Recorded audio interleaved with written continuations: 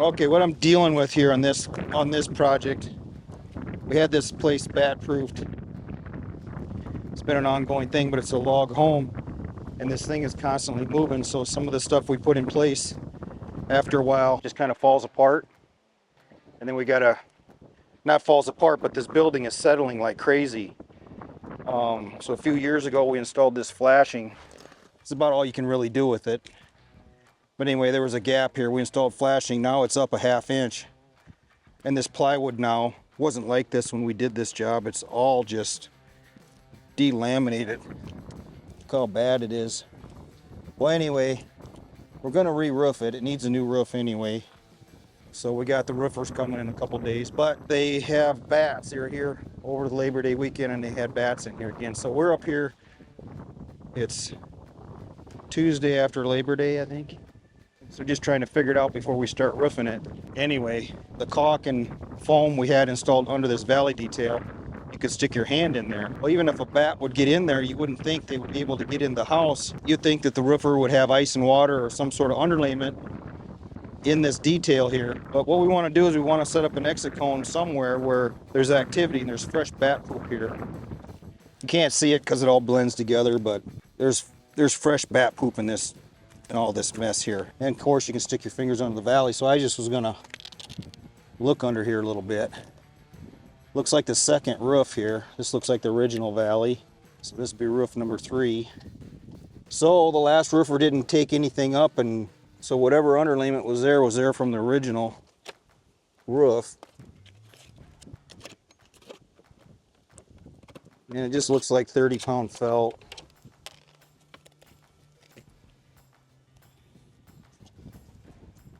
That goes right into the house. Literally right into the house. No wonder they got bats back.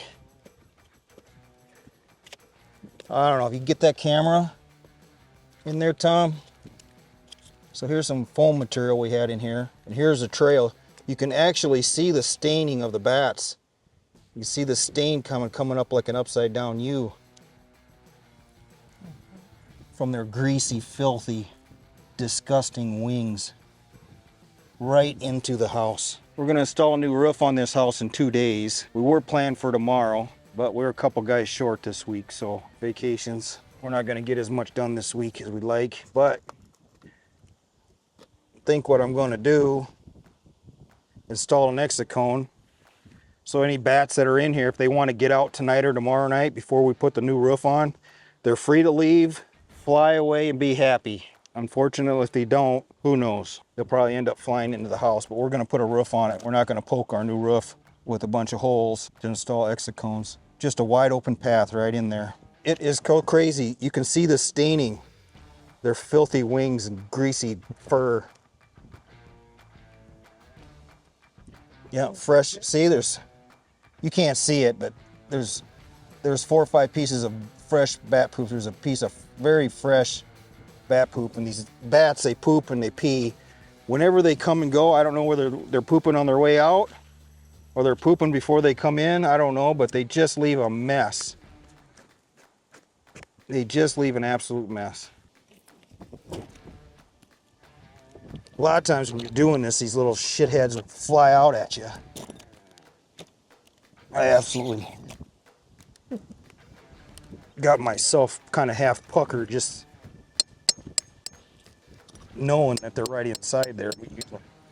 And when they're active, it's kind of, you can hear them chopping. If there's a bunch of them in there, you can just hear them hissing and squealing at you. This kind of sounds like a cricket on steroids when they're really irritated. The other thing I got to do is I got to check the thickness of this plywood, you know. And there is just a shit ton of bad plywood. This roof literally, I mean, I don't know what happened with this slope. I think it's a sit building, the roof part anyway. There's like a dam here 2 inches tall. It's like total failure here. Whatever's going on underneath here. It's not just buckled shingles, it's something crazier than that. Well, I got to check the thickness of this plywood because this is 2.5 hours away from our shop. And local lumber yards up here by the lake I'm not familiar with. Usually I don't have very good luck if I need some. If it's anything more than a 2x4 or 2x6x8, you're kind of up a creek. Sometimes in these small lumber yards, you just never know what they got. So I want to bring plywood with me, but I don't know if it's plywood or OSB. I'm kind of guessing it's OSB. It kind of feels like a SIP. The only reason I'm doing this is because I know there's a crap load of whatever. You can just tell it's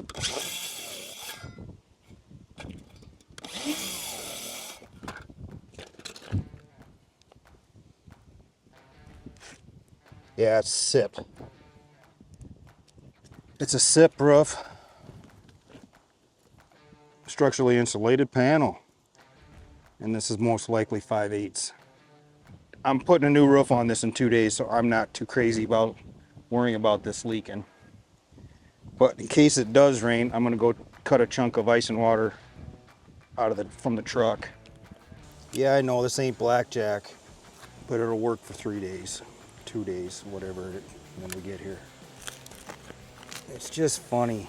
This house obviously got re-roofed. Here's the original. This is just a chintzy aluminum. You know, when you're re-roofing, you need to get all new underlayment under everything. And why someone wouldn't take extra 10 minutes to rip that original valley metal out and an extra 30 seconds to throw some ice and water in there. This is just habit. I could just face nail these because I know we're coming back.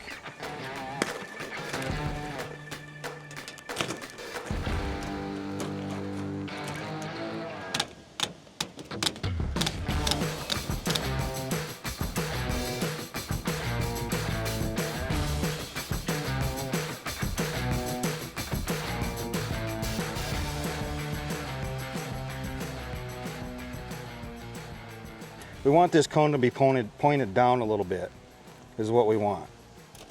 That's what I'm trying to get. So when the bats come out of the hole, they're gonna come into the cage, they're gonna mill around for a little bit, be kind of halfway confused. Doesn't take them very long, within 20, 30 minutes, they find the exit and they crawl out. Not rocket science. Not pretty. I ain't trying to be pretty, I'm just trying to get it done. This is getting all new, not new fascia, but it's getting new D-edge, so I ain't worried about that. Now, if I was bat-proofing somebody's house, and this is gonna be on there a while, then you kind of take time and make it a little bit artsy. Make it look nice, but that plywood is shot. This is a 2-day deal.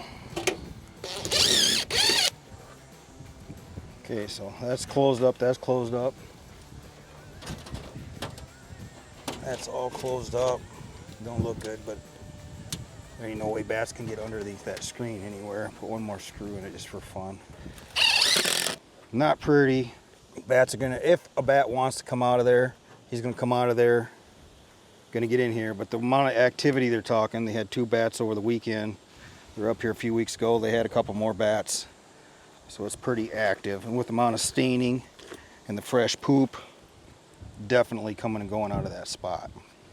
Yeah, this job is 2 hours and 37 minutes away from our shop. So it's not like, if you're coming that far to do a roof, better make sure you got stuff. We're gonna have a bunch of plywood repair, OSB repair, mostly on this slope. I don't know why it has felt paper under it. These SIP buildings, just for a fun fact, they're not supposed to have shingles on. People do it all the time, but it's not recommended. Just don't just take my word for it, go figure it out. But it's supposed to have a breathable roof system on it. The underlayment is supposed to be permeable to allow moisture out, and then it's supposed to be above deck ventilated roof. So like stone coated steel or batten system with steel over the top of it, or a batten system with plywood, and then shingles, all that stuff. You're not supposed to have shingles directly to this to this deal. What happens is it just gets full of moisture. I'll take video. We've tore several of these off. The last one we did was a few years ago out in Pier. That roof, what went wrong was they had a synthetic on it. The synthetic doesn't allow any moisture out of that roof at all, and the moisture built up between the synthetic and the top layer of OSB, and it basically ruined the top of the roof the whole way. So what we did with that roof, we tore the roof off, we put a breathable synthetic, and we put a stone-coated steel shingle on it. That has air under it, and it qualifies for a breathable deck, breathable system. But we're going back with asphalt on this. The only thing we're gonna do is we're gonna use felt paper. We're not using synthetic or breathable synthetic. We're just gonna let it breathe as good as possible. But for the most part, there's one slope here that's failed. Sure, more than likely, I'm expecting the peaks to be bad on both sides. Usually what I see. You can kind of, I don't know if the camera can catch it, but you can see it.